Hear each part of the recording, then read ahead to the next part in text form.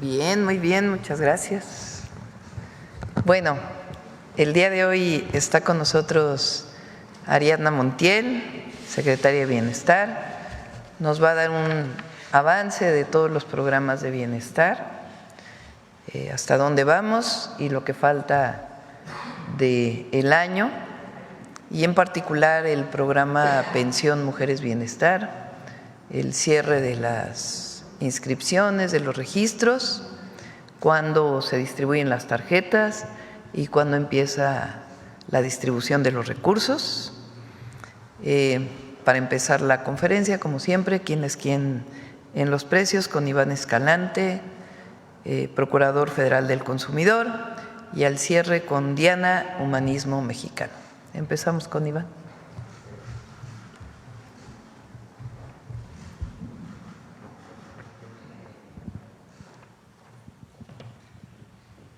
Gracias. Muy buenos días a todas y a todos. Con su permiso, Presidenta, iniciamos con el quién es quién en los precios, con una muy buena noticia. Finabien sigue siendo la remesadora que más pesos da por los dólares de nuestros paisanos que envían a México.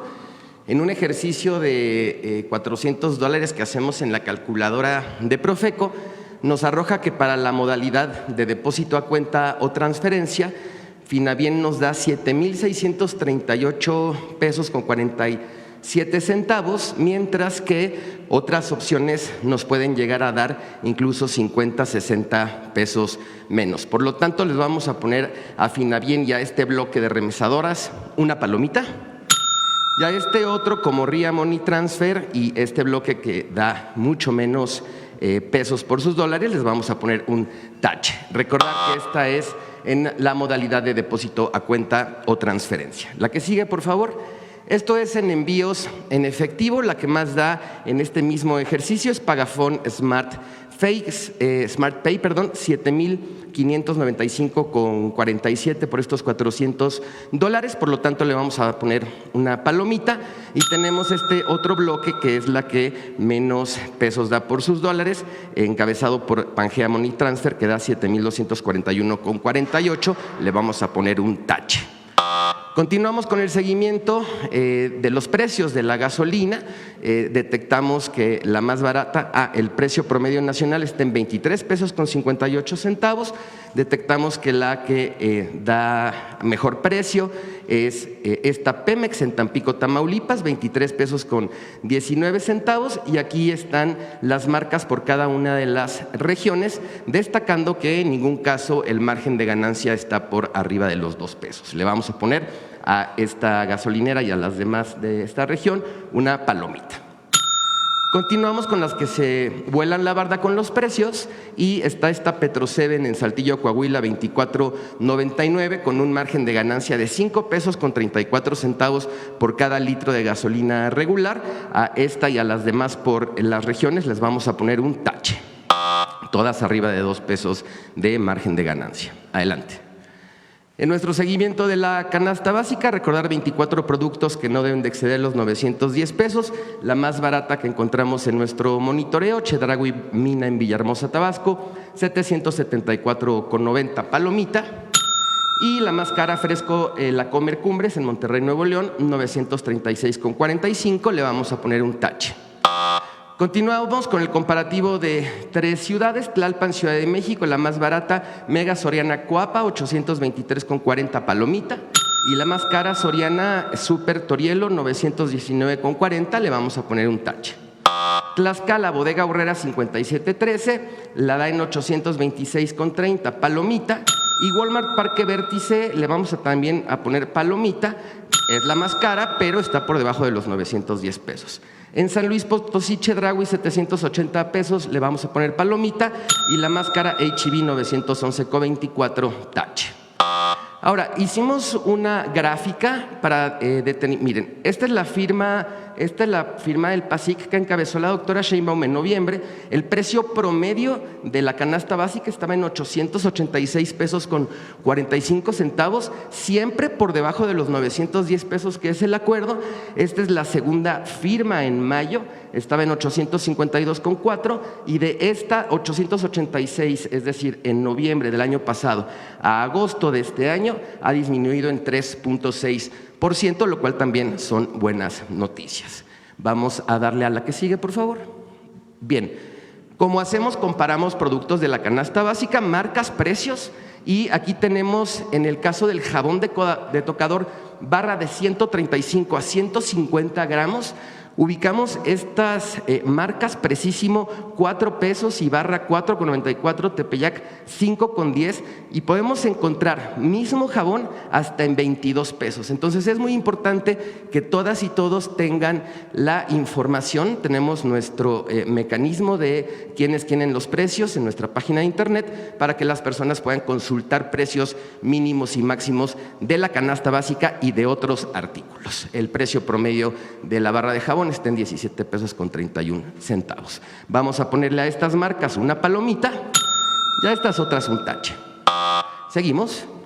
Ya salió la revista del consumidor de septiembre. Tenemos en la portada un riquísimo chile en nogada que les enseñamos cómo prepararlo, pero hicimos un análisis sobre 85 productos lácteos y miren, quiero destacar esto.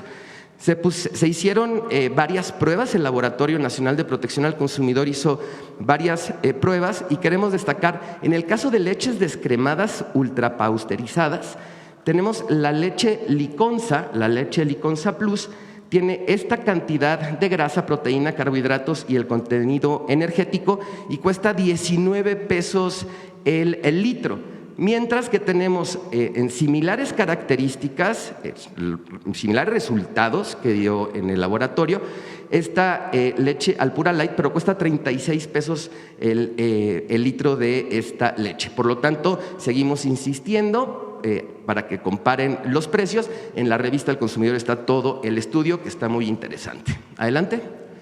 Bien, terminamos con los consejos Profeco de la semana. Finabien continúa como la remesadora que te da más por tus dólares. Dile a tus familiares que depositen o transfieran a través de este servicio. 2, con el PASIC se ha mantenido a precios justos la canasta básica. Revisa el quién es quién en los precios para hacer compras informadas. 3, revisa el estudio de calidad de leches y productos lácteos. Descarga la revista del consumidor, compara y decide mejor. Nuestras redes sociales, la página de internet, el número del consumidor y, si me permite, Presidenta, le regalo una copia de la revista impresa de septiembre. Muchas gracias.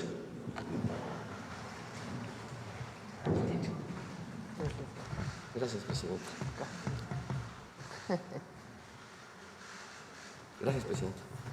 Adelante. Buenos días a todos, buen inicio de semana, Presidenta. Buenos días. Con su permiso, adelante. Vamos a platicarles, inició ya el pago del periodo bimestral septiembre-octubre. El 1 de septiembre iniciamos y el pago se va a realizar al día 25. Ya superamos los 16.300.000 beneficiarios y derechohabientes de las pensiones de bienestar, del programa Sembrando Vida y el programa de Madres Trabajadoras.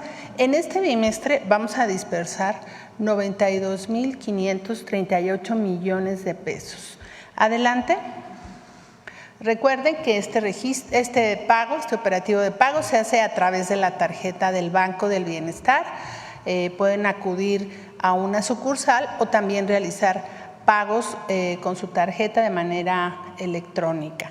El pago se realiza por letra del primer apellido para brindarles una buena atención. Y estamos agradecidos, quiero agradecer en este día a todo el personal del Banco del Bienestar que atiende a nuestros abuelitos, nuestras abuelitas, todos nuestros derechohabientes que acuden a las sucursales.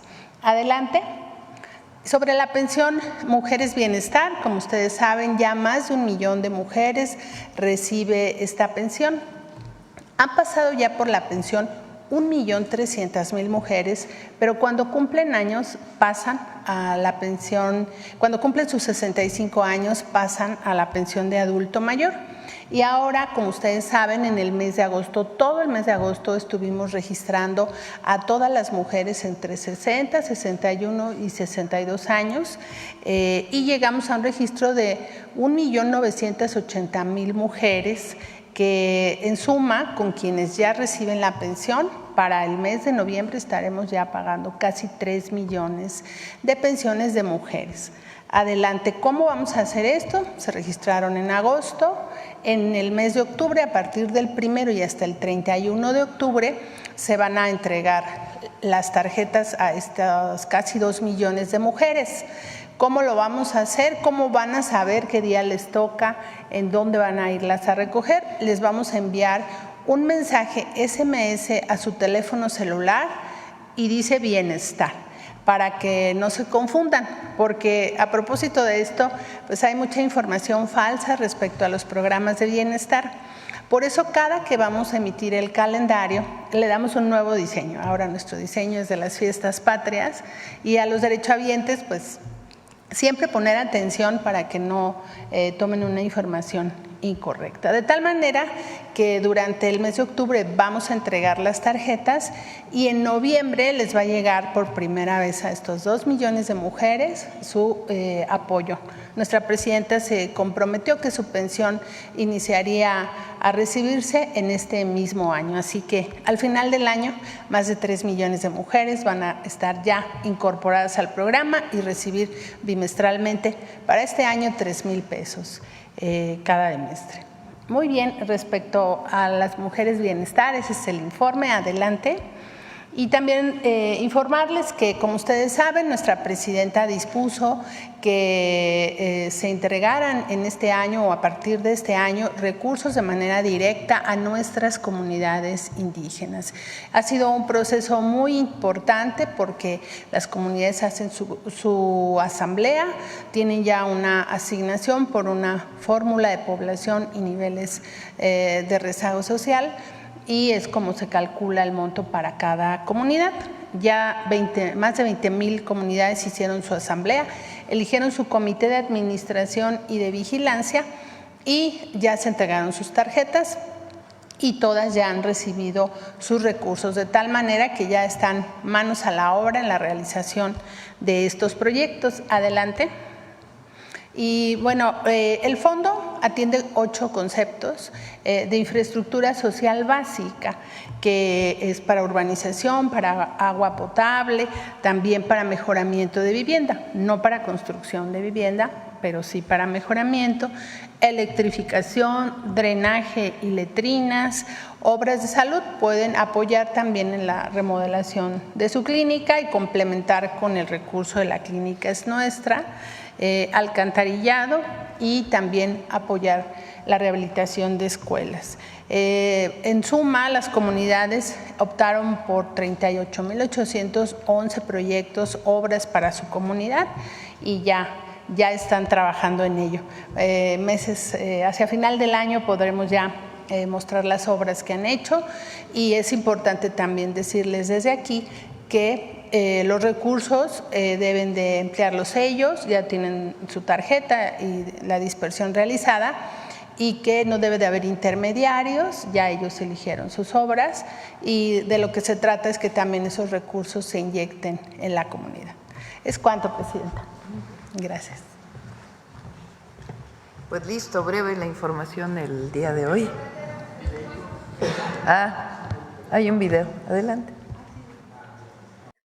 En México ha existido una deuda histórica con los pueblos indígenas y afromexicanos. Con la Cuarta Transformación, esa historia está cambiando, poniéndolos en el centro y reconociendo su dignidad y autonomía. Por eso creamos un fondo de infraestructura que destina recursos directos para que las comunidades decidan, en una asamblea, qué obras necesitan en agua, salud, caminos, vivienda o escuelas. Con esto se reducen las carencias y se construye un futuro con justicia social. Gobierno de todas y todos los mexicanos. Gobierno de México. Listo. vamos a preguntas, a ver, aquí, vamos acá. Gracias, Presidenta. Muy buenos días. Soy Rosia Jardines de W Radio y Grupo Teleurbán. Preguntarle, Presidenta, en primer lugar, pues el día de ayer se dio a conocer esta detención de las 14 personas por el huachicol fiscal, entre ellos pues empresarios, los marinos, algunos en activo y algunos en retiro. Y pues comentó el fiscal general de la República, Presidenta, que el exsecretario de Marina había denunciado ya esta situación. Pues preguntarle cuál es la información que usted tiene respecto a las acciones que siguen, si se va a hacer pues la extinción de dominios, si ya se congelaron las cuentas de estas personas, y también saber por qué se actuó hasta apenas, Presidenta, por qué no fue en el sexenio anterior si el pues secretario ya había hecho estas denuncias, en primer lugar. Estas detenciones que se anunciaron el día de ayer vienen de… Ya había habido denuncias, de acuerdo con el fiscal general de la República, por el propio secretario de la Marina, el almirante Ojeda.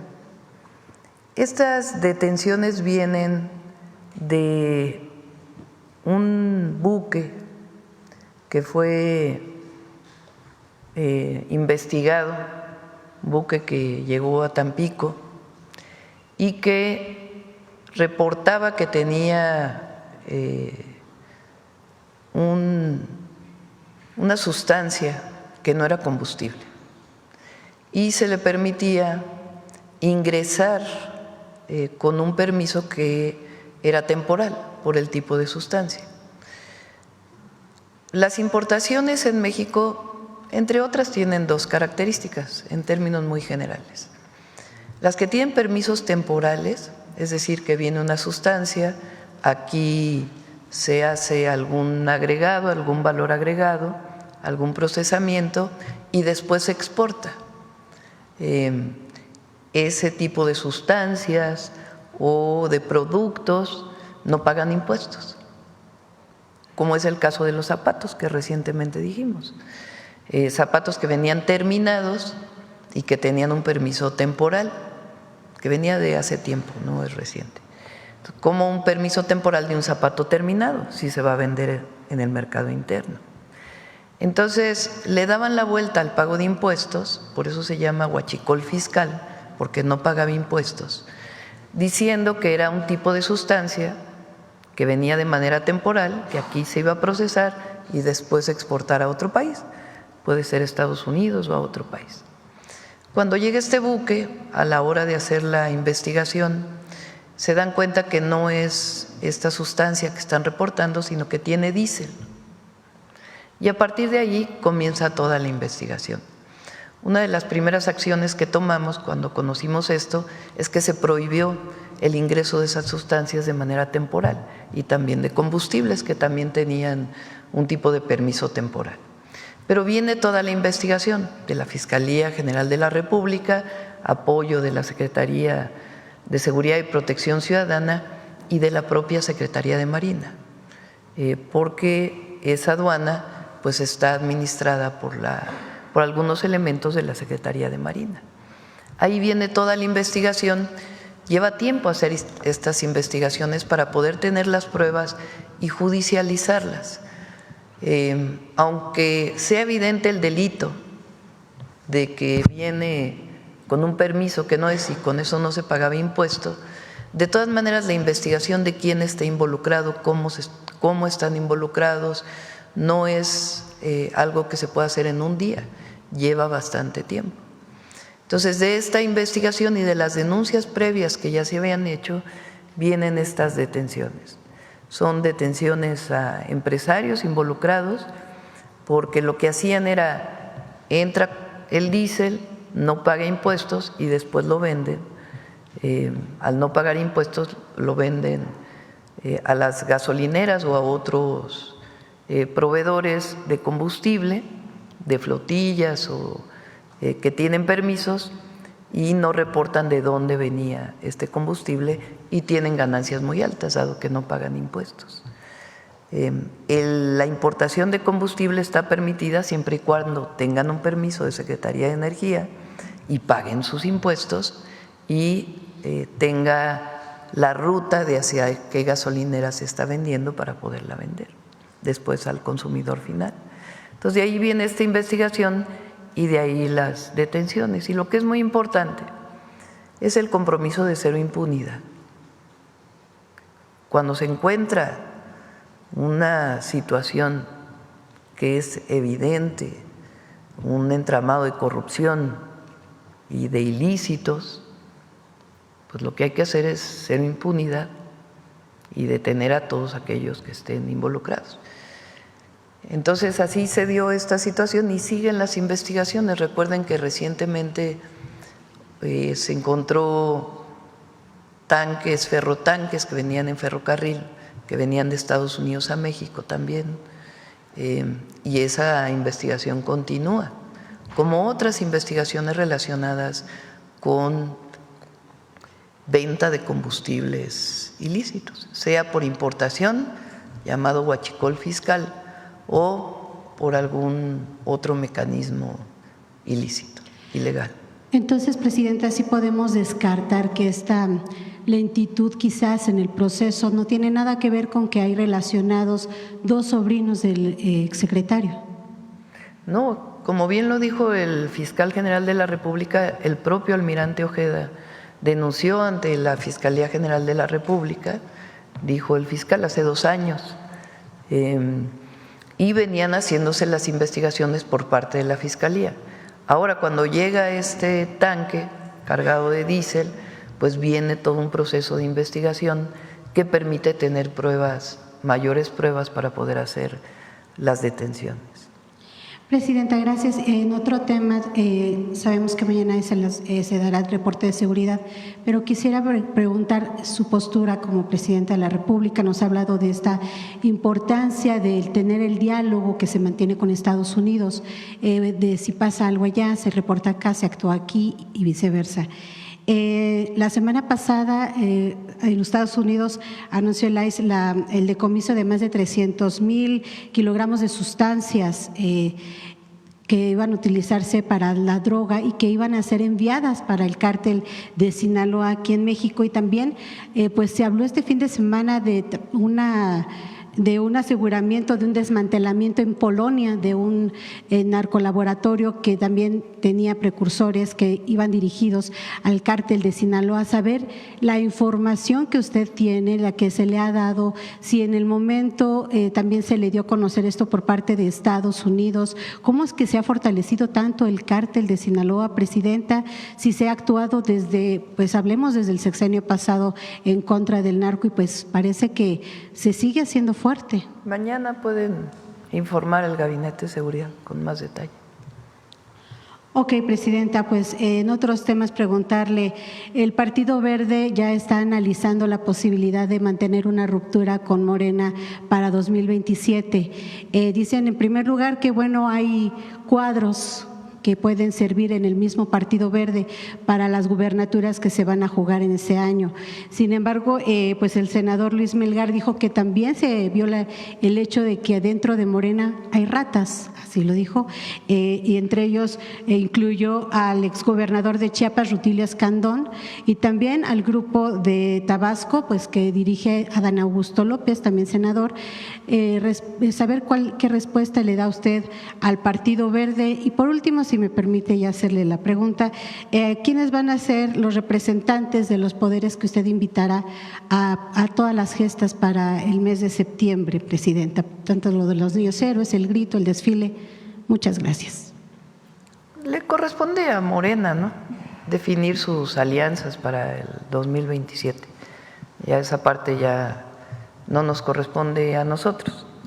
Lo importante aquí es que los 3 partidos que nos postularon para el 2024 han estado votando juntos en el Congreso y eso es muy bueno porque permiten que siga avanzando la transformación y que siga mejorando la vida pública en el país.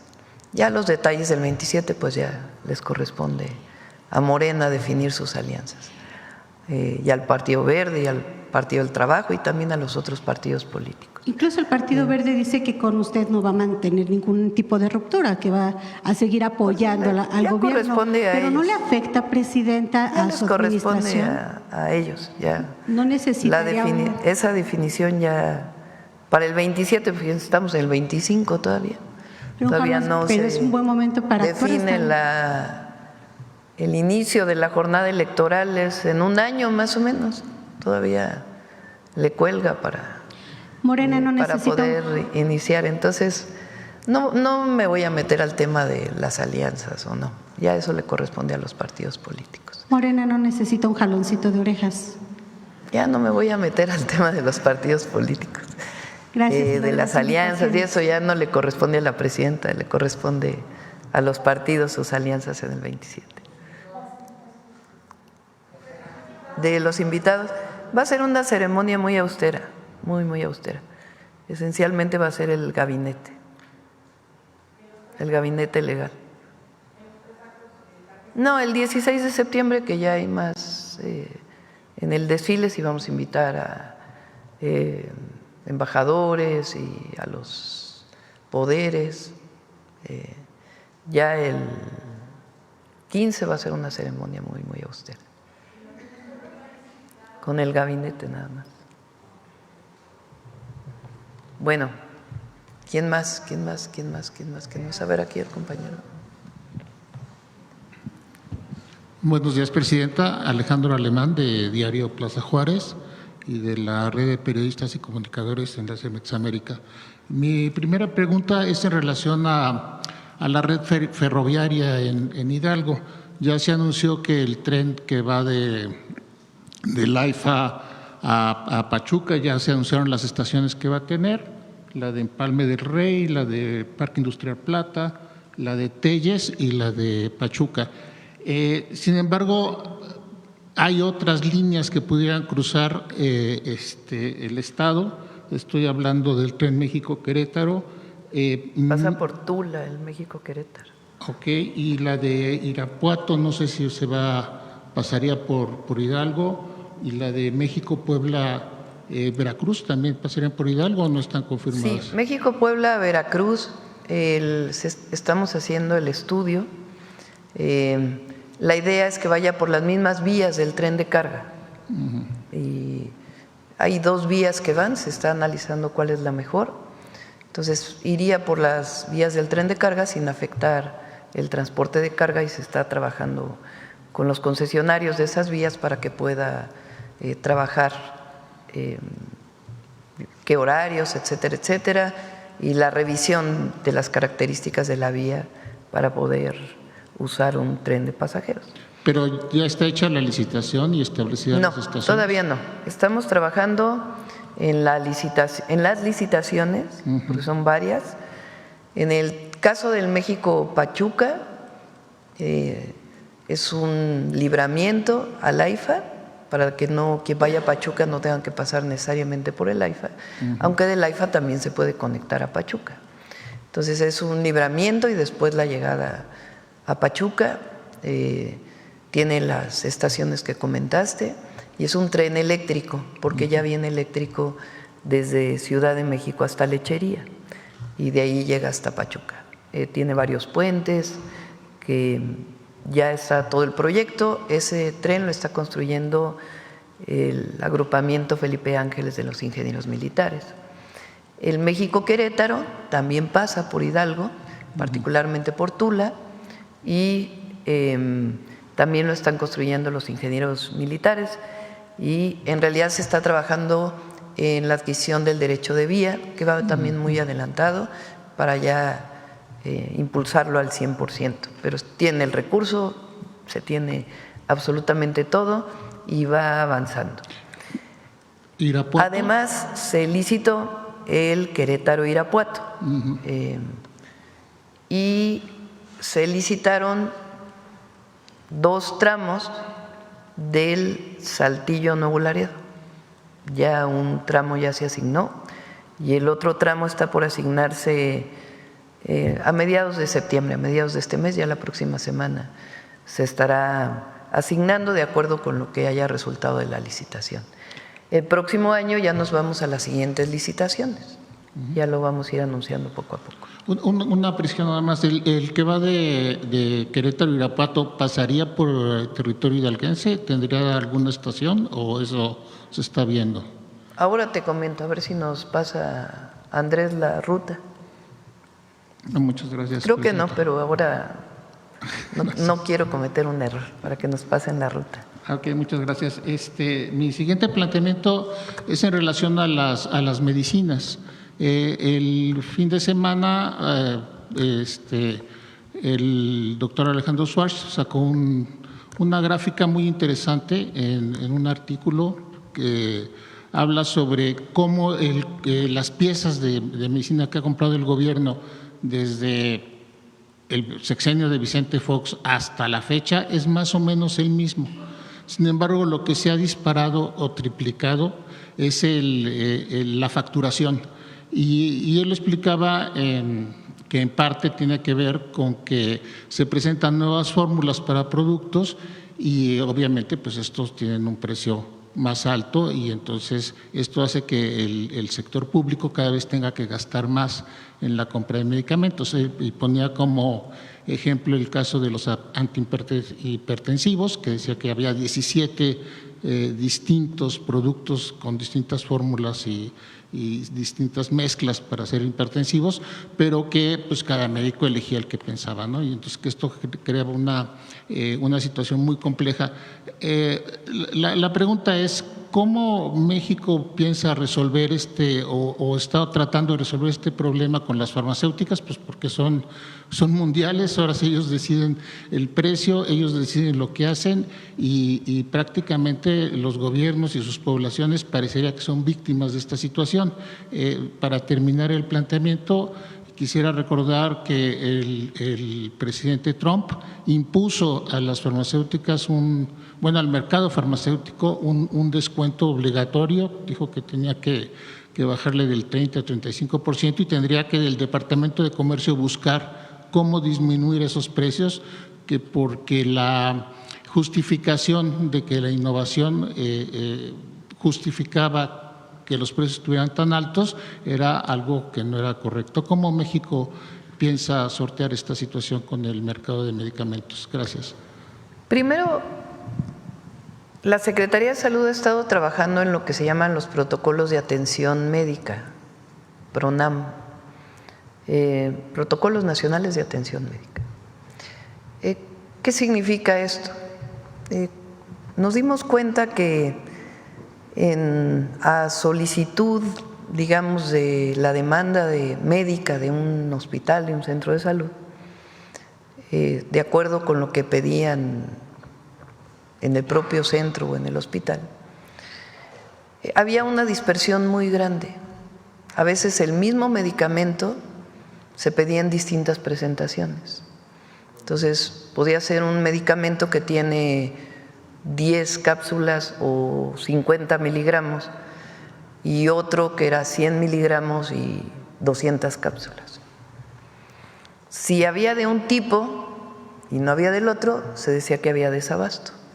Y a veces uno costaba más que el otro, por más absurdo que parezca, contado evidentemente a partir del precio por cada cápsula o por cada unidad. Entonces, Secretaría de Salud ha estado trabajando para poder determinar, ya lo tiene para muchas enfermedades, muchos padecimientos, qué medicamentos hay que dar de acuerdo con la enfermedad. Si el problema es hipertensión, ¿cuáles son los medicamentos que debe recetar el sector público y cuáles no? Porque a lo mejor hay medicamentos que cuestan 7 veces y que tienen el mismo resultado de un medicamento que ya se liberó la patente y que tiene un genérico. Entonces, eso se ha estado trabajando mucho. Tan es así que a partir de eso se determinaron cuántos medicamentos se requieren por cada centro de salud y cuánto insumo médico. Por ejemplo, por los centros de salud, si mal no me equivoco, son como 700. A partir de ahí se hizo el kit, el equipo que debe ser enviado, o los medicamentos, la lista de medicamentos que deben ser enviados cada mes. Gracias a eso se pudo hacer en 3 días la distribución de las rutas de la salud. Todos los centros de salud recibieron la misma cantidad de medicamentos, el mismo tipo de medicamentos, las mismas claves, los mismos insumos médicos. Este kit no estaba determinado previamente o era mucho más amplio. Y en el caso de los hospitales, igual, algún medicamento, por ejemplo, para las enfermedades más complejas como el cáncer, también se están determinando protocolos nacionales de atención médica, porque puede haber un medicamento que tenga el mismo resultado que otro, pero uno cuesta 7 veces más que el otro. Y el médico lo está pidiendo por alguna razón y no necesariamente corresponde a la solicitud que se tiene que hacer. Evidentemente buscamos los mejores medicamentos para atender a las personas. Eso ha permitido pues una reducción muy sustantiva de la cantidad de claves que se compran, y eso pues también está representando ahorros. Eso por un lado. Lo siguiente es que además de la licitación normal, ahora la ley de adquisiciones tiene lo que se llaman subastas inversas.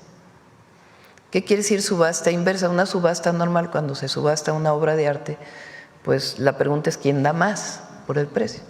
La subasta inversa es quién da menos con la misma calidad.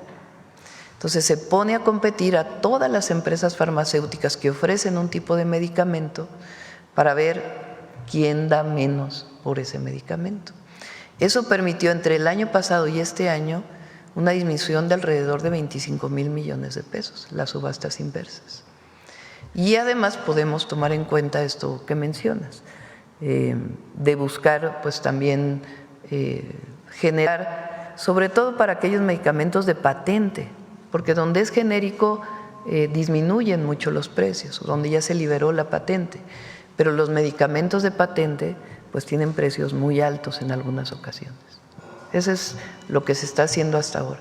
Pero sí hay negociación con las farmacéuticas, hay todo el tiempo de esta voracidad que es… Todo el tiempo, incluso cuando ahora que, por ejemplo, no se encontró con las licitaciones, con las subastas inversas, quedan 7 medicamentos que no se han podido asignar a una empresa y resulta que el precio es 7 veces lo que vendieron el año pasado. Pues ahí se pide a la farmacéutica que baje de precio. Entonces, es un proceso complejo, pero en este caso la Secretaría de Anticorrupción y Buen Gobierno, junto con Salud, junto con Birmex, han estado trabajando a la par para poder lograr los mejores precios. Gracias. Y mi tercer planteamiento y último es en relación a la entrega del paquete económico. En lo relativo al presupuesto para relaciones exteriores, lo que se está previendo es que en Estados Unidos, con el presupuesto que ellos tienen de la Big Beautiful Bill, lo que va a aumentar es el número el dinero y el número de agentes de la patrulla fronteriza y de autoridades de migración para hacer este trabajo de acoso, porque no se le puede llamar de otra manera, o de reordenamiento migratorio. Y bueno, se está hablando de que el SAR de antimigración, o sea, de migración, Tom Homan, está hablando de que requiere 100,000 camas de detención para poder hacer todo este proceso de detener personas que no tienen su documentación y forzarlas o expulsarlas, pues. Entonces, esto implicará más gastos seguramente para relaciones exteriores. ¿Se está tomando en cuenta esto en el presupuesto? Sí, no va a faltar recurso para los consulados. Así hemos estado haciendo ahora.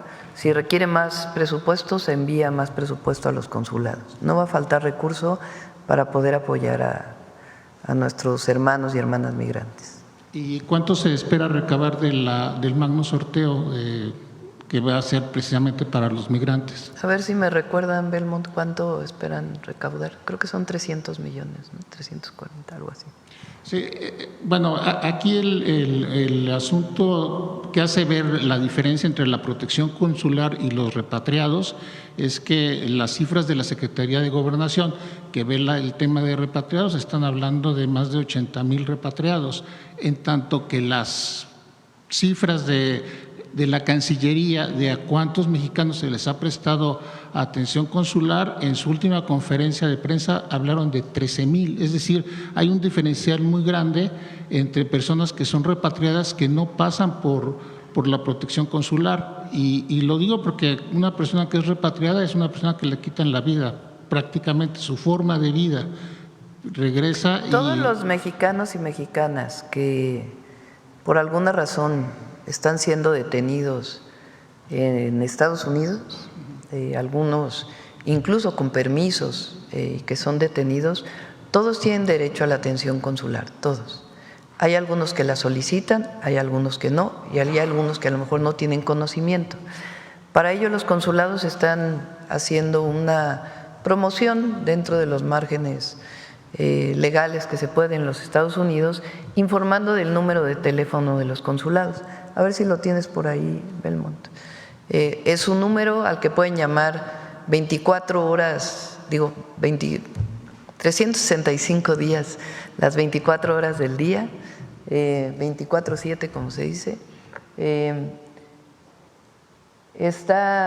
La línea de apoyo está en Estados Unidos y también tiene un call center desde México que está apoyando, lo reforzamos. Y reforzamos también el portal de apoyo a nuestros connacionales allá para que tengan toda la información. Entonces, todos tienen derecho a solicitar. Por ejemplo, nos informaron que de la última redada son 23 mexicanos que fueron detenidos en Georgia, ¿no? En esta planta de automotriz. 13 de ellos pidieron apoyo consular, 10 no pidieron apoyo consular. Todos tienen derecho a pedirlo y depende ya de ellos solicitarlo. De inmediato, cuando hay una redada, el consulado tiene instrucciones de en ese mismo instante que tienen conocimiento, solicitar información a las instituciones de Estados Unidos, a ICE se llama, que es principalmente quien ahora está haciendo estas injustas redadas. De inmediato se ponen en contacto con ellos para que pueda haber información. Desde aquí se solicita información a la Embajada de los Estados Unidos y se va a los distintos lugares de detención para poder tener comunicación directa con los familiares o con los detenidos. ¿Hay algo que se está esperando para Chicago, que ya se anunció en la investida, que van a entrar a Chicago? Está ahí los consulados pues, atentos y alertas para poder apoyar, y todos nuestros paisanos que utilicen este número si tienen algún problema o sencillamente para asesoría. Ahora te informo.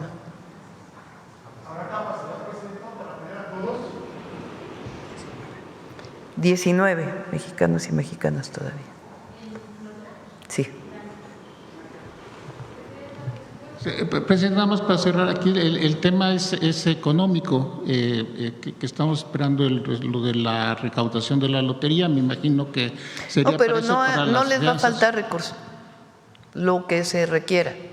Sale el presupuesto y si se requiere más recursos para la contratación de agencias de abogados que ayuden a nuestros connacionales, existirá el recurso. No, en eso bueno, no. la otra parte que es muy importante son las fianzas, aunque ahorita no están dando fianzas, sí son fianzas de $2,000, $3,000. Sí, también se apoya con distintas instituciones. Sí. Bueno, pues, muchas gracias. Sí. Bueno, ¿quién más? A ver aquí, financiero. Gracias, doctor. Eduardo Ortega, del periódico El Financiero. Hoy se presenta el paquete económico 2026, entonces quiero preguntarle si en este paquete se va a mantener como objetivo principal la disciplina fiscal para el próximo año.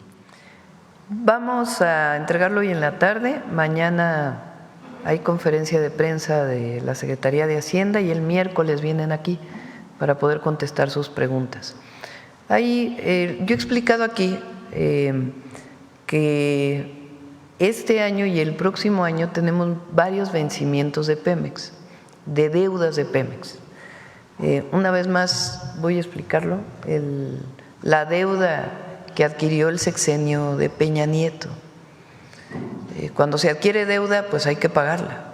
Claro. Y hay vencimientos que se renegocian en la medida de lo posible, se refinancian para no tener cargas muy altas cada año. Pero particularmente la carga de 2025 y de 2026 para pagar amortizaciones, intereses, etcétera, de Pemex, que está apoyando la Secretaría de Hacienda, son muy importantes. Como explicamos cuando se presentó el programa de Pemex, el objetivo es que en el 2027 ya no tengamos estas cargas y vamos a seguir renegociando esta deuda para poder apoyar las finanzas públicas.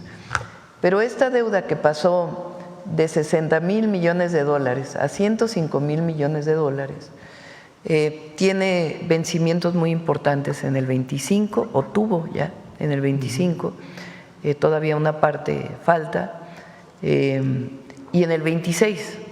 Y esa es una parte que estamos explicando en el presupuesto de estos años. Sí. Pero si nos permiten, pues ya que lo explique, evidentemente buscamos el menor déficit posible y la consolidación mayor en ese sentido, pero tenemos estos temas en el 25 y en el 26 que se están atendiendo. Hay una muy buena respuesta de las calificadoras a estos temas o a este tema en particular. Y ya lo explicaría mañana en conferencia de prensa con mayor detalle Secretaría de Hacienda, y el miércoles vienen aquí para, si todavía quedan algunas dudas, poderlas contestar. Claro. Doctora, usted había mencionado que al parecer va a ser acompañado este paquete con una reforma aduanera. Sí. Entonces yo lo que quiero preguntarle, ¿qué proyección tiene usted de aumentar la recaudación fiscal con esta reforma? Muy importante, hay dos temas que nos van a ayudar mucho. Hay algunas modificaciones que estamos haciendo a la a no tributarios y a otros esquemas de lo que se llama la miscelánea fiscal, que ya vamos a informar.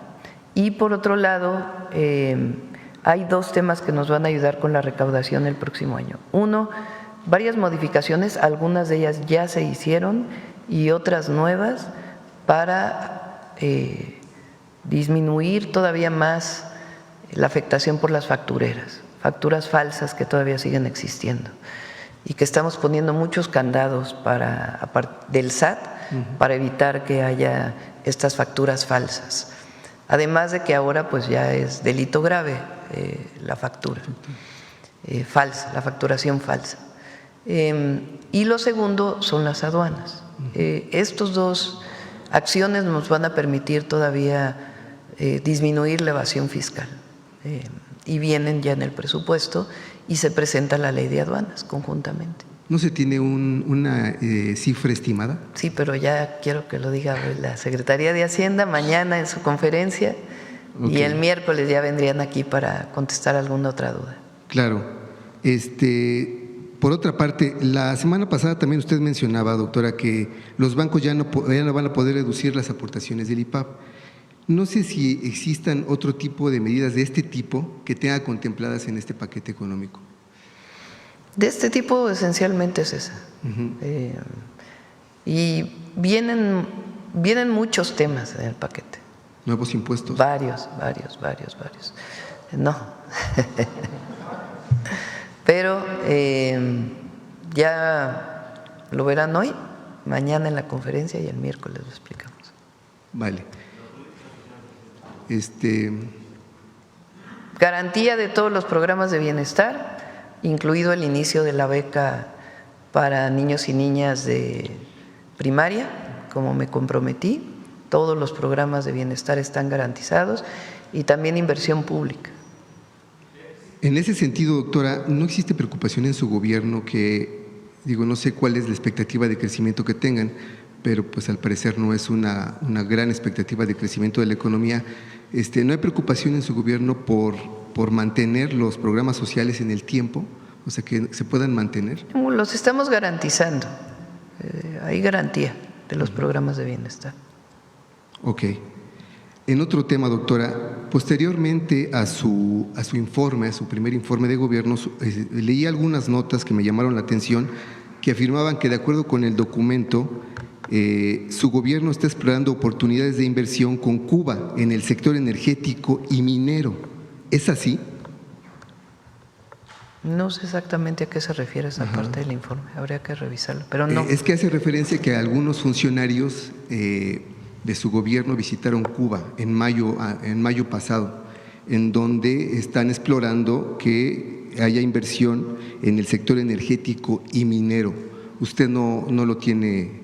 No hemos hablado de eso. Ajá. No se tiene contemplado. No sé. Tenemos colaboración con Cuba, lo saben, en varios temas. Los médicos cubanos que siguen aquí, vamos a seguir. Es un convenio establecido, tiene todo en regla y vamos a seguir con eso. Hay varios medicamentos que también adquirimos de Cuba. Hay uno en especial que vamos a impulsar el próximo año, que es el pie diabético. Cuba tiene un medicamento y un esquema de atención para evitar amputaciones muy exitoso.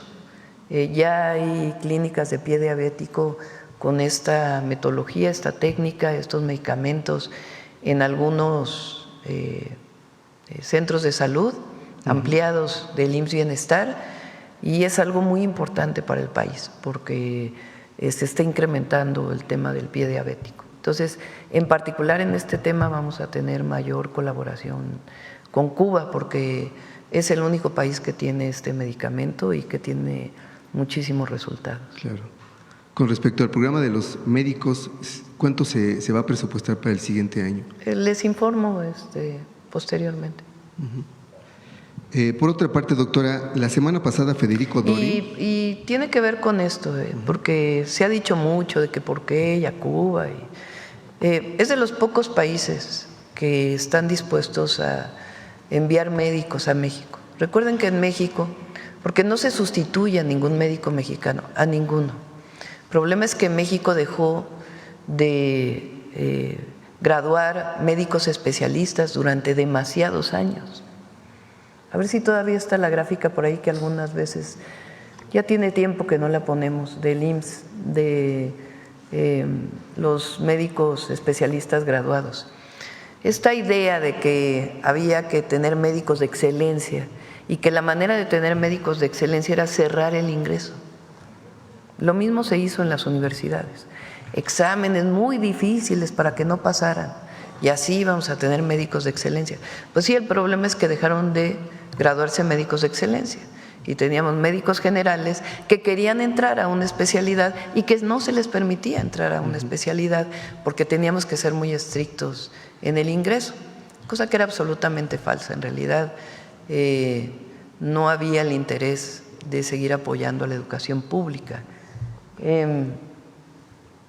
Fíjense, del 2012 al 2018, médicos especialistas graduados en el IMSS pasó de 3,008 a 3,740, es decir, 700 más.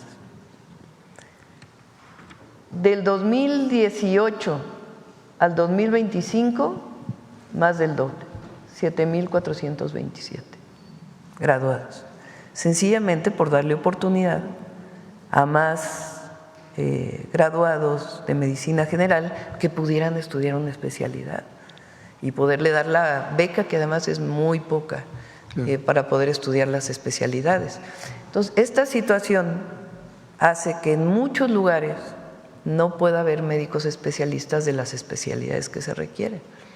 Entonces, por eso se contratan médicos de otros países del mundo y en particular Cuba es quien ha dicho yo puedo enviar médicos especialistas. Doctora, hay quienes dicen, digo, no lo digo yo, hay quienes dicen que esto es para financiar a la, abro comillas, dictadura cubana, cierro comillas. Sí, pues eso no es así. Pueden decir lo que quieran, pero lo cierto es que están ayudando a los más pobres de nuestro país, que son médicos muy buenos, graduados y que están dispuestos a venir a México a los lugares más apartados, donde muchas veces médicos mexicanos tampoco quieren irse a la montaña de Guerrero o a otros lugares. Y nosotros tenemos la obligación de atender a todas y a todos, y se requieren médicos especialistas. En el momento que haya más médicos especialistas, que ya no se requiera el apoyo de los médicos cubanos, pues a lo mejor ya no se contratarán.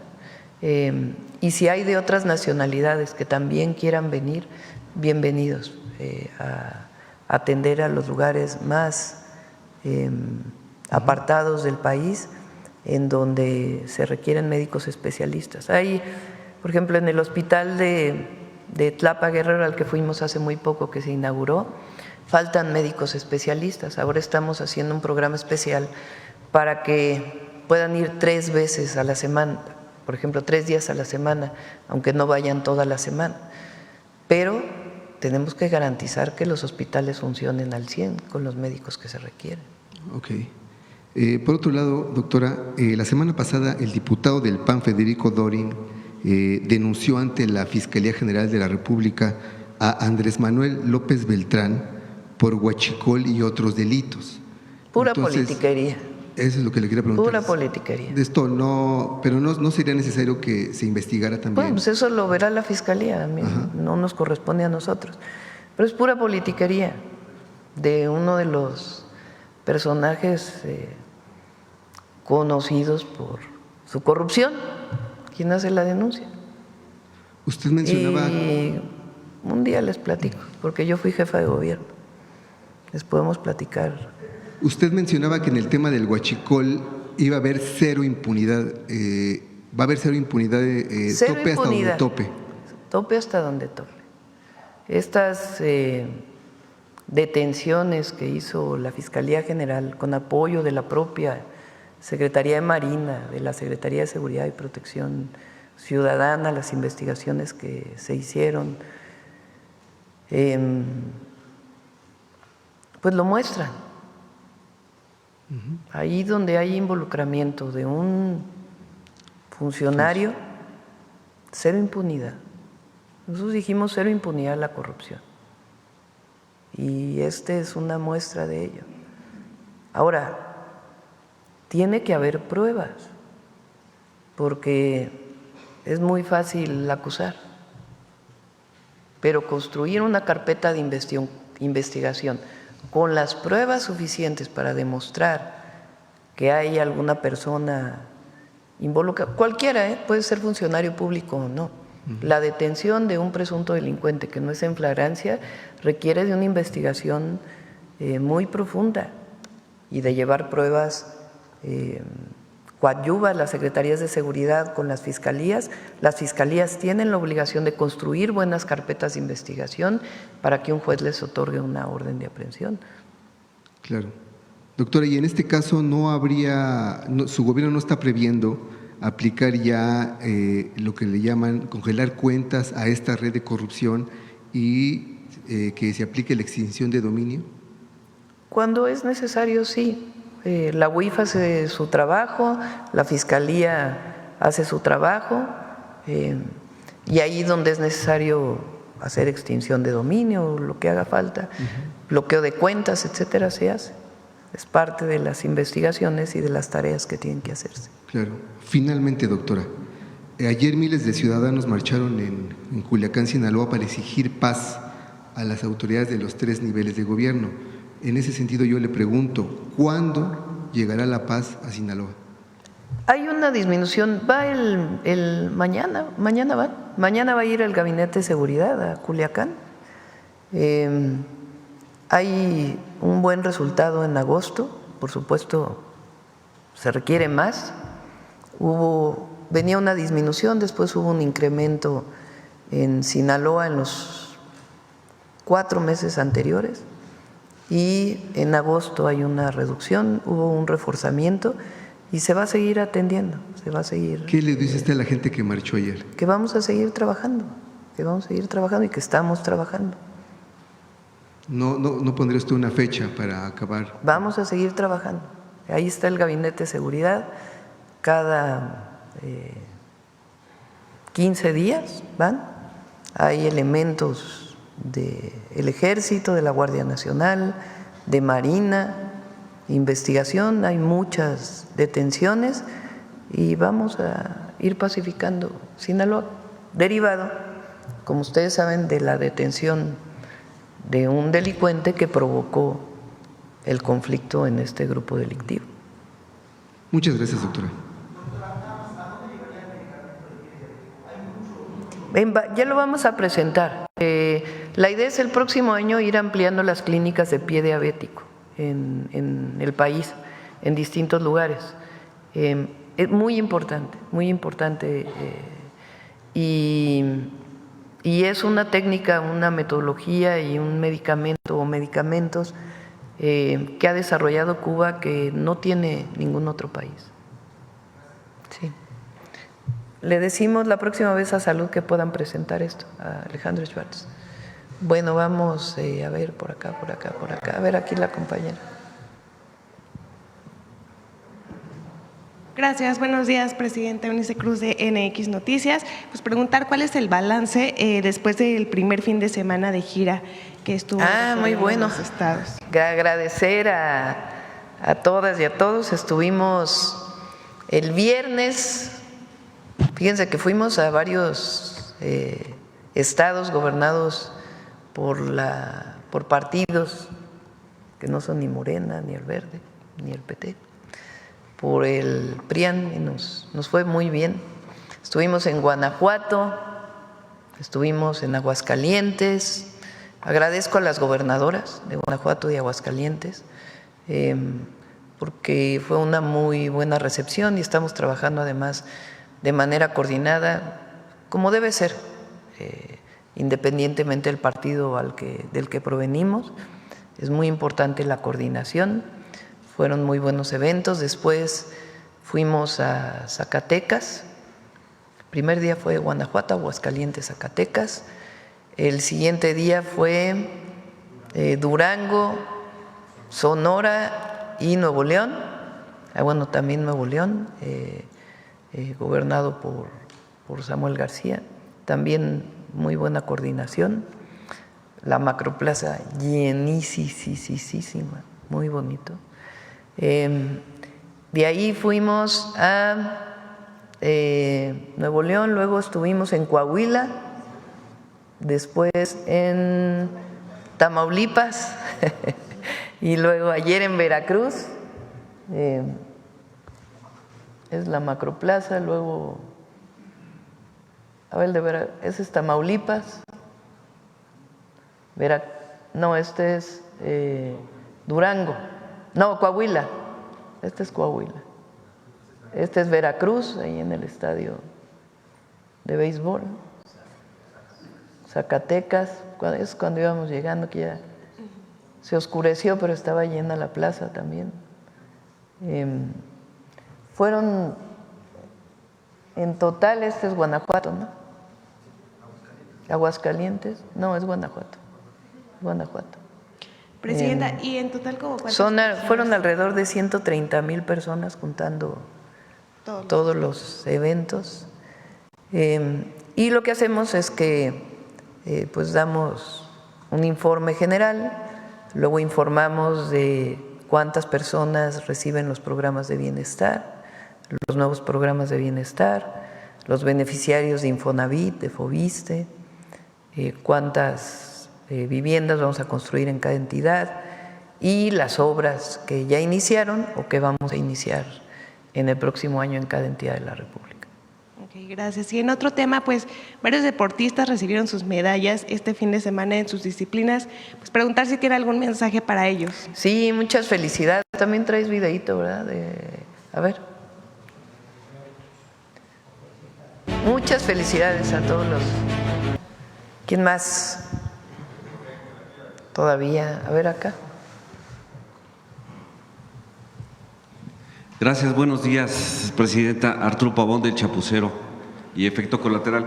Preguntarle de Profeco si nos puede dar un panorama sobre sí hay obligación de los padres de familia de la compra del uniforme. Lo comento porque pues nos han denunciado de una escuela de bachillerato tecnológico que está en Iztacalco, una escuela, un centro multimodal de actividades de ciencias del mar, donde pues ya les pasaron un volante para decirles que tienen que estar uniformados a partir del 17 de septiembre. Es un uniforme que nada tiene que ver con las actividades que son pues tecnológicas, pero son uniformes de gala, deportivos, que bueno, sí llevan deportes, pero están en un precio de 900 pesos el de deportes y el de gala también 900. Está en 1,800 y luego les dicen que por gestión de la misma dirección y los padres de familia lo dejan en una oferta de 1,300 pesos el paquete. Entonces, saber si es obligatorio, y también les están pasando un papelito muy curioso sin ninguna identificación, donde dicen que tienen que depositar ahí su inscripción, pero en bachillerato está prohibido la cuota de inscripción. Si nos podrían dar un panorama, por favor. Gracias. Con mucho gusto. Perdón, nada más la pregunta, ¿es una escuela privada o es pública? No, es pública. Con muchísimo gusto, si me da la información, lo revisamos incluso con la SEP, con quien también tenemos la vinculación para revisar este tipo de cosas.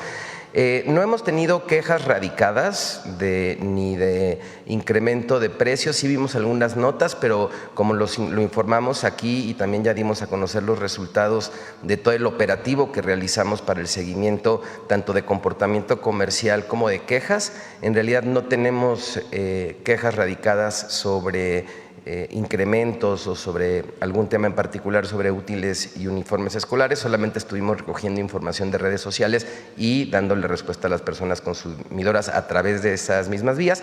Pero si usted nos pasa la información precisa de esta escuela, con muchísimo gusto nos sentamos con CEP y lo revisamos. Sí, muchas gracias. Gracias. No debería ser. No debería. Sí, nos pasaron el dato los padres de familia y por eso lo quisimos traer aquí. Por otro lado, en el tema de Sinaloa, también sabemos que es cuestión de cultura, de lo que se va a valer, digamos, para poder resolver muchos de los asuntos que hay allá en Sinaloa, entre lo que es el arte, la ciencia y pues vaya, lo que es la educación, la academia. Y pues hemos sabido que ya el gobernador y también el rector de la Universidad Autónoma de Sinaloa, pues han hecho convenios para, a través de la cultura, del arte y de la academia, pues mejorar la calidad de vida y sobre todo la productividad. Tiene grandes retos Sinaloa, pero esto es muy importante, este tipo de convenios entre lo que es la academia, las autoridades de educación y el gobierno. ¿Qué opinión tiene de eso, presidenta? Sí, Sinaloa este año que pasó tuvo no solamente el problema de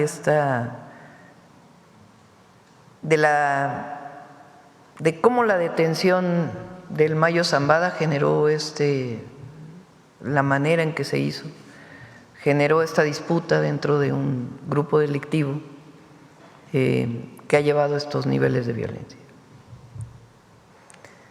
Que, por cierto, no tenemos esa información, sino que también vivió una sequía muy fuerte. De hecho, ahora ha estado lloviendo, pero no ha llegado a llenar las presas. Ustedes saben que Sinaloa pues, es el estado que más maíz produce y muchos otros productos. El jitomate, pues ahora tenemos el problema de arancel que pusieron. Entonces ha tenido una diversidad de problemas que le han afectado. Ahora en seguridad se está trabajando para disminuir y evidentemente pues todo lo que se haga para atender las causas que generan la violencia pues es muy bueno. Y ahora pues por lo menos este año hay menos sequía y la producción va a ser mayor. Entonces este año va a ser mejor que el último periodo del año del 2024, cuando inició este periodo de violencia y este problema de la sequía que han estado viviendo. Este convenio entre el rector Jesús Medueñas con el gobernador parece que va hacia buen puerto. Ojalá que tenga sí también el apoyo del gobierno federal. Y por otro lado, ya para finalizar, en cuestión del bienestar, nos reportan desde Guadalajara que tienen pocos cajeros y que pues la mayoría del tiempo están descompuestos o están fuera de servicio o en mantenimiento. Nos pasan el reporte de que hay personas mayores, ya mujeres también pensionadas, que no han podido sacar su dinero. Lo revisamos de inmediato. Hablamos con Banco de Bienestar hoy, lo revisamos y les damos el reporte. Gracias, sería todo. Gracias. ¿Quién más por acá? A ver, compañero. Atrás y luego adelante, si quieres. Gracias, presidenta. Buenos días. Mi nombre es Héctor Latempa, de Puntos Suspensivos Radio, Puntos Suspensivos Comunicación.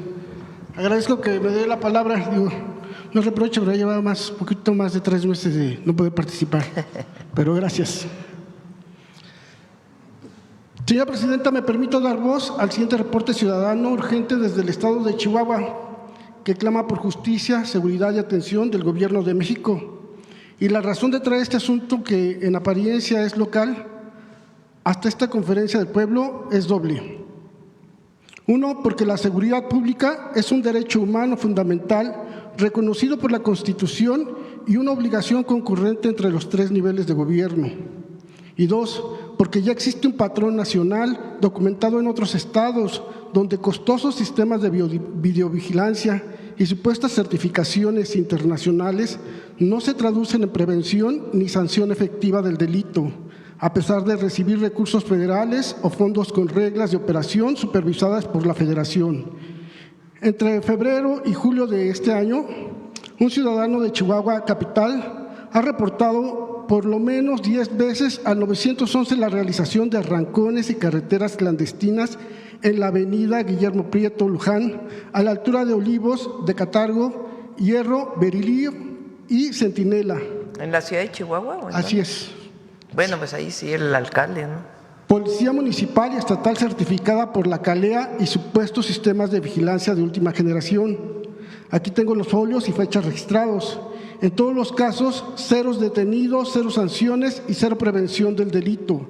Presidenta, no es un hecho aislado. Aquí en la propia conferencia del pueblo, usted ya ha abordado denuncias similares sobre contratos millonarios en seguridad tecnológica, como en Guanajuato y Querétaro, que no han reducido la violencia. Usted misma señaló que no es solo tener cámaras, sino saber cómo se usan y garantizar que los recursos no se malutilicen. En Chihuahua se observa un fenómeno similar al de otros estados, una inversión considerable en tecnología de seguridad que en la práctica no parece estar cumpliendo con el objetivo de prevenir el delito ni proteger a la ciudadanía. Consideramos importante traerlo a su atención porque si estos sistemas han contado parcial o totalmente con recursos federales, sería valioso que bajo su liderazgo se evaluara su efectividad y se asegurara que cada peso invertido cumpla su propósito esencial, cuidar la vida y la integridad de las personas. Por ello solicitamos que, de ser posible, la Secretaría de Seguridad y Protección Ciudadana y la Auditoría Superior de la Federación revisen si el escudo Centinela recibió recursos federales y, de ser así, evalúen su uso y resultados. También que se investigue la inacción reiterada de las autoridades municipales y estatales de Chihuahua frente a estos reportes documentados. Que se establezca un mecanismo federal de evaluación de impacto real de la tecnología de seguridad para que no sea un negocio de contratistas, sino una herramienta al servicio de la vida. Presidenta, porque la vida de un niño cruzando la calle en Chihuahua vale lo mismo que la de un niño en Iztapalapa o en Tapachula. Traemos este caso a su atención. La cuarta transformación, para ser verdadera, debe llegar a cada calle, a cada cámara, para que la justicia no dependa del código postal.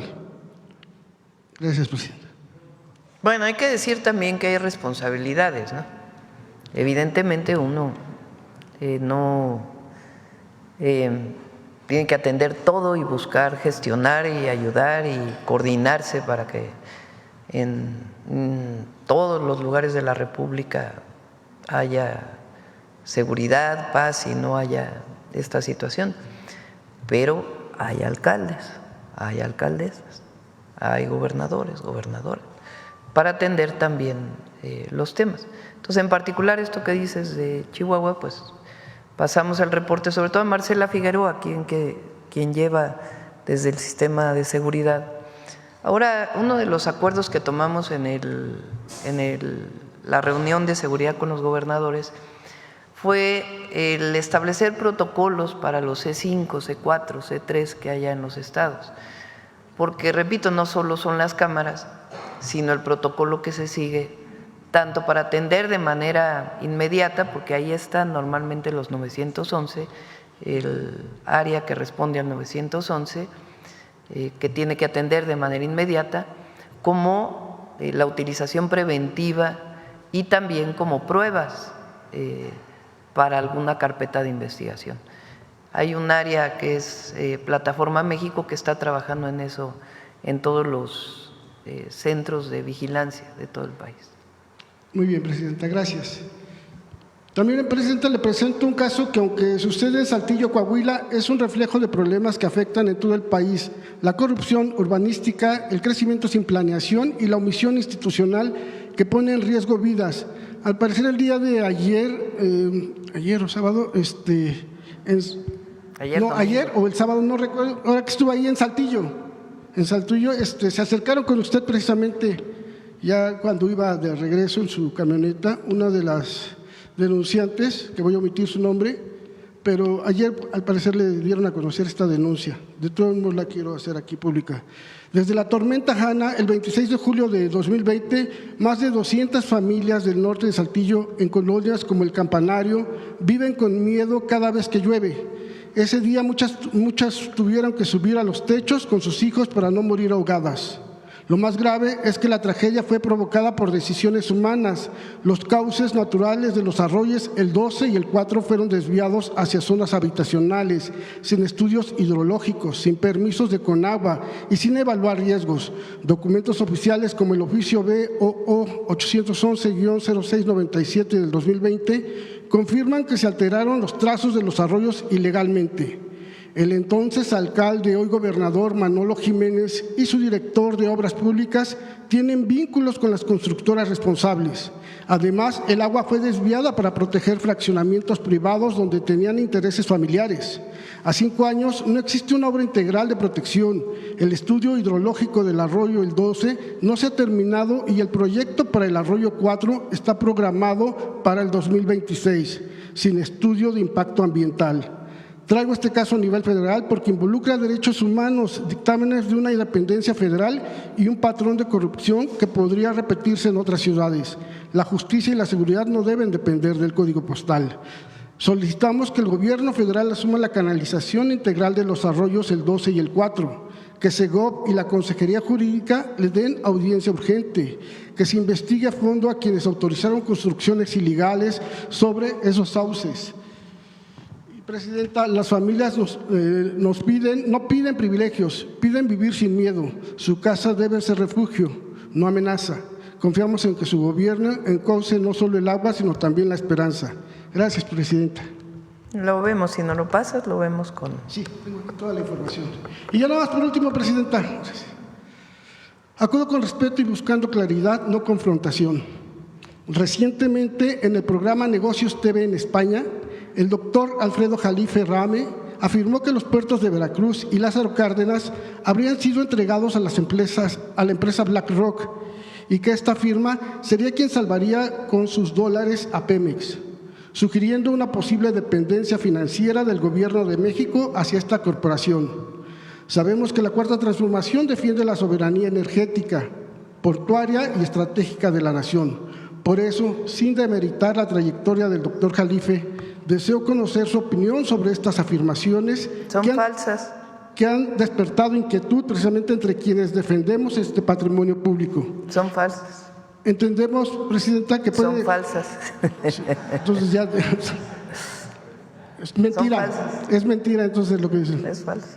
Ok, gracias, Presidenta. Hay algunas inversiones. Los puertos los administra la Secretaría de Marina.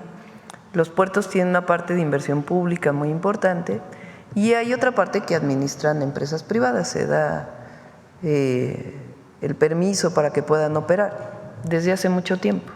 Hay empresas privadas que tienen pues sus grúas y que operan los puertos del país. Algunas de ellas tienen alguna relación con un fondo internacional desde hace mucho tiempo, pero eso no tiene nada que ver con Pemex, absolutamente nada. A ver aquí. Buenos días, Presidenta. Buenos días a todos. Julián Mazoy, de SDP Noticias. Pues, Presidenta, sobre su gira hubo declaraciones que me llamaron mucho la atención y a todos los medios de comunicación también por parte de gobernadores de la oposición. Usted dijo del PRIAN, el gobernador de Durango diciendo textualmente soy claudista, el de Coahuila diciendo viva la presidenta, el de Nuevo León diciendo me siento orgulloso de tener una presidenta como usted. ¿Cómo interpreta usted esta serie de declaraciones? En el contexto principalmente de que el presidente del PRI estaba el fin de semana en Washington diciendo que su gobierno tiene vínculos al narcotráfico, no sé qué tanto, y ahora los grandes representantes del PRIismo pues se declaran claudistas. Pues fíjense que sí llama la atención que el presidente del PRI, con esta actitud tan violenta, haga declaraciones que la verdad no, solamente él se escucha a sí mismo, porque no creo que muchos lo escuchen, y hable mal del gobierno de México. Es más, vaya a Estados Unidos a pedir la intervención de Estados Unidos en México. O sea, más vendepatrias no puede haber. Y en cambio, con los gobernadores de oposición tenemos buena relación, particularmente con los del PRI y también con todos, pero en particular, como estamos hablando del presidente del PRI y con el gobernador de Durango y de Coahuila, pues hay relación institucional, colaboración, coordinación, y agradezco pues obviamente sus palabras. Pero sobre todo lo más importante es que gobernamos a los habitantes de Durango, de Coahuila juntos, ellos como gobernadores y en mi caso como presidenta, y tiene que haber coordinación y colaboración, y cuando hay elecciones pues ya los partidos hacen su trabajo y los candidatos o candidatas, pero hay muy buena coordinación y colaboración y hay un reconocimiento del trabajo del gobierno de México. Entonces pues quién sabe qué esté pasando ahí, ¿verdad? Dentro del PRI o del PRIAN, porque también con las gobernadoras de Aguascalientes y de Guanajuato, el de Querétaro, hay buena relación, se trabaja conjuntamente, institucional, como debe de ser. Pero pues el presidente del PAN, el mayor exponente del cártel inmobiliario, pues no habla bien del gobierno. Entonces, pues sí, llama la atención. Presidenta, algo más que me llama la atención dentro de la lista de gobernadoras que usted acaba de mencionar hace unos segundos, no mencionó a la gobernadora de Chihuahua. Ah, bueno, porque no hemos ido a Chihuahua. Curiosamente, pero vamos a ir ya pronto a Chihuahua. En Durango, Sonora, Nuevo León, Tamaulipas, y el único que faltó de la región fue Chihuahua. ¿Hubo algún motivo en particular? No, vamos a regresar. Es el diseño de las giras, como lo hacemos, pero vamos a ir a las 32 entidades. Muy bien, Presidenta. Sobre el propio tema también de la misma gira que está usted encabezando, pues varios de los estados que visitó, estoy pensando particularmente en Nuevo León, uno de los estados más importantes en relación al PIB, por ejemplo, tienen elecciones en el 2027. ¿Usted con estas giras de alguna manera está retomando o haciendo valer el consejo de Andrés Manuel de tener contacto directo con el pueblo por parte de quienes gobiernan?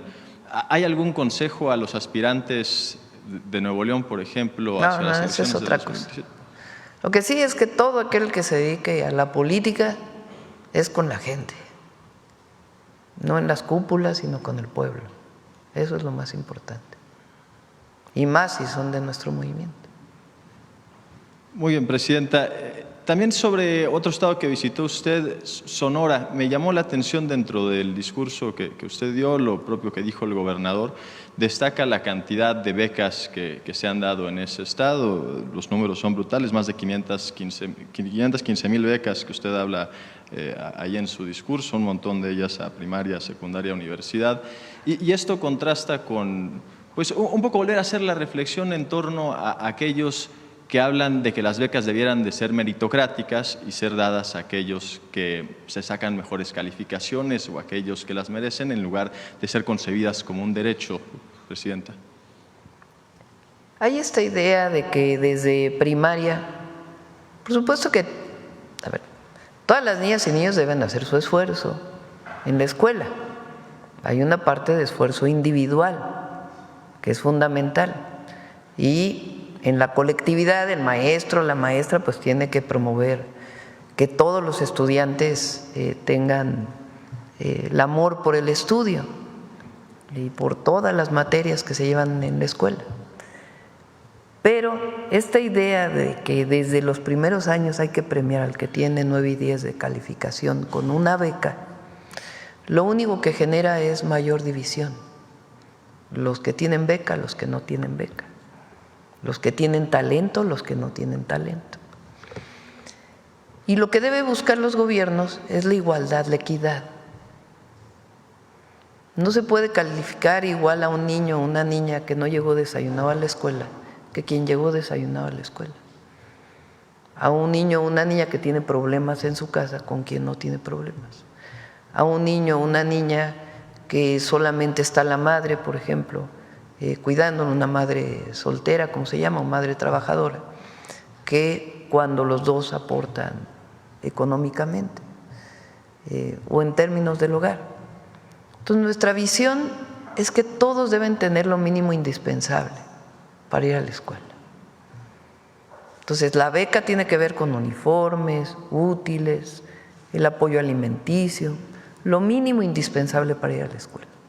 De tal manera que emparejes, y ya de ahí pues ya es el esfuerzo individual, el apoyo que se puede dar. Hay niños y niñas que les gustan más las matemáticas, que les gusta más la lectura, que les gusta más el deporte, eso es natural, y cada uno tiene distintas preferencias. Pero es muy importante que todos lleguen parejo a la escuela, parejos a la escuela. Y por eso becamos a todas y a todos, ese es el objetivo. Presidenta, me surge otra pregunta de seguimiento a la primera que hice, quizás si la debía haber hecho antes. Gobierna el PRI en Durango y en Coahuila, como usted lo dijo, pero viendo estas declaraciones de los gobernadores, ¿diría usted que gobierna la Cuarta Transformación a través de algún otro partido o no los identifica con la Cuarta Transformación? Cada uno tiene su visión. Nos coordinamos institucionalmente, pero cada uno tiene su visión. Y hay diferencias cuando gobierna un partido político de cuando gobierna otro. Tiene que haber buenos gobernantes en todos los casos, ¿verdad? Pero hay diferencias, hay visiones. Entonces, hay una visión que es de la Cuarta Transformación y visiones distintas, pero hay coordinación institucional y el gobierno de la República busca apoyar a todos los habitantes de todas las entidades de la República. Evidentemente, pues en la coordinación con los gobernadores. Hacemos obras de agua, carreteras, trenes, y eso ayuda al desarrollo del Estado. Pero evidentemente, si vienes de uno o de otro partido político, pues tienes una visión distinta. Otra pregunta de un último tema, Presidenta, otro por completo. El Club América ha recientemente denunciado, quizás sutilmente, abusos de autoridad por parte del alcalde de la Benito Juárez, cuyo nombre no recuerdo y prefiero no acordarme, por motivos de que se inventa un pleito vecinal para no permitir el acceso de los aficionados que viajan de todos los estados de la República a un partido de fútbol la semana pasada. Perdieron recientemente, o ganó un amparo más bien el Club América para evitar este abuso de autoridad por parte del alcalde. Pues sería bueno que se denunciara, ¿no? Si de veras hay un acto de corrupción o de intimidación, pues que se denuncie y que se investigue. Muchas gracias, Presidenta. Bueno, cerramos, 9:15, nos vamos temprano hoy. Humanismo mexicano.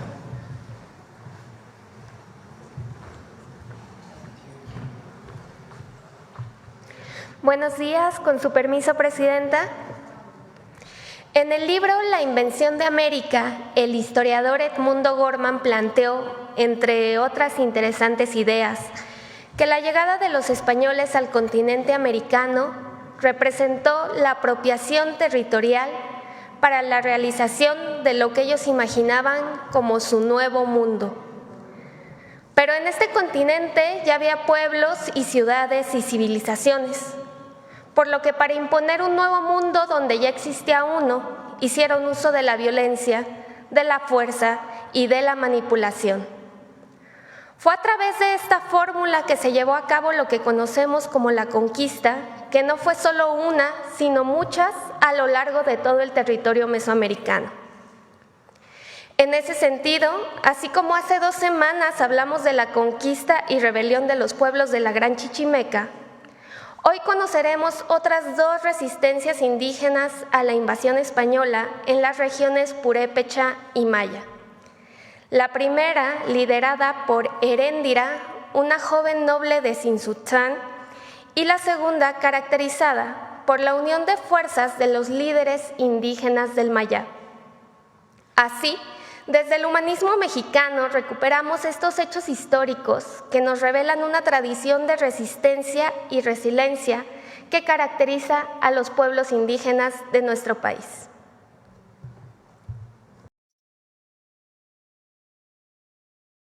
En 1522, después de la caída de México Tenochtitlan, Hernán Cortés envió al capitán Cristóbal de Olid, junto con un ejército de 200 españoles y cerca de 5,000 aliados indígenas, a Tzintzuntzan, capital del pueblo purépecha, donde fue recibido por jefes militares indígenas acompañados de miles de guerreros. Olid fue recibido de forma pacífica, había prometido paz y los purépechas creyeron en su palabra. Pero los conquistadores españoles solo eran fieles a sus traiciones, deshonraron su palabra, destruyeron objetos religiosos y saquearon la casa del Cazonci, el gobernante purépecha de nombre Nagashuan Tzintzitza, llevándose todo el oro y plata que allí había en la ciudad. Para los saqueadores nunca es suficiente. Olid demandó más oro y más plata. Tzintzitza, el principal de los purépechas, se lo entregaría directamente a Hernán Cortés, con quien acordó que la tierra que hoy es Michoacán formaría parte del reino español. Tzintzitza buscaba la paz, pero en el trato solo encontró muerte. Fue condenado por la Audiencia de la Nueva España, quien lo acusó de fomentar las prácticas de las antiguas religiones y seguir recabando tributo. La injusticia despertó la lucha. Los pueblos indígenas son ejemplo de resistencia y dignidad, de valor y de justicia. Después del asesinato de su padre, Heréndira, al frente de un grupo de guerreros, se levantó contra los invasores. Avanzó a Pátzcuaro, donde venció un ejército de purépechas aliados con los españoles. Durante el combate se apoderó de un caballo blanco, propiedad de Cristóbal de Olid. En lugar de sacrificarlo, la guerrera aprendió a montarlo. Ese caballo se convertiría en arma y aliado, podría atacar y huir, y ser líder de la resistencia, y el tiempo la convertiría en heroína de la lucha anticolonial, como la reconoció el presidente Lázaro Cárdenas del Río. La rebeldía y la dignidad son constantes en el territorio nacional. En Yucatán, los pueblos mayas resistieron los violentos ataques de Francisco Montejo y sus capitanes. Gaspar Pacheco, uno de ellos, quemó, mutiló y ahorcó a miles de personas.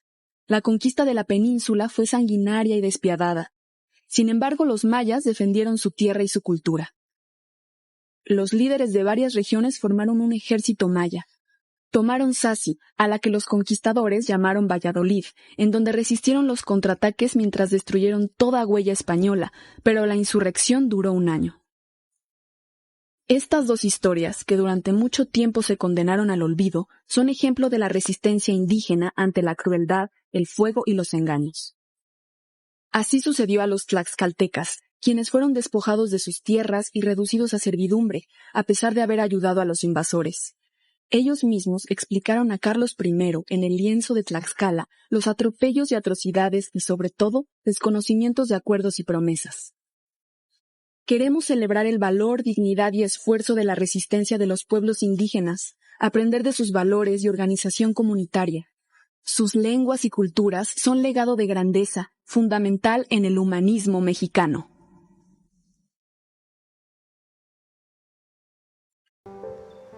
Muchas gracias, Presidenta. Con permiso. Buen día.